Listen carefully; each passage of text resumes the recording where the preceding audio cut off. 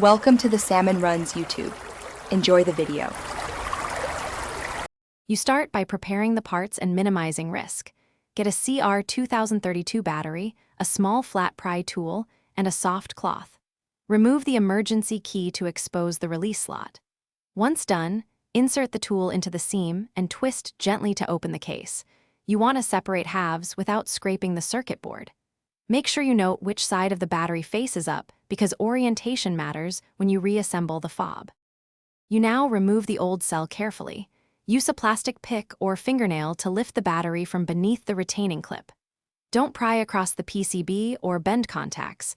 That can break the spring or trace. Once out, check the polarity marks on the board and place the new CR2032 in the same orientation, pressing until it clicks under the clip.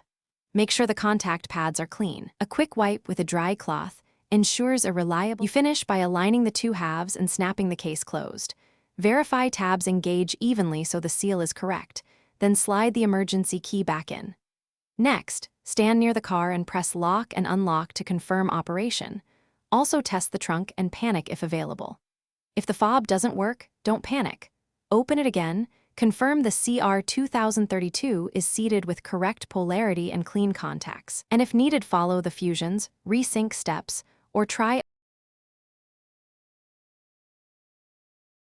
Thanks for watching.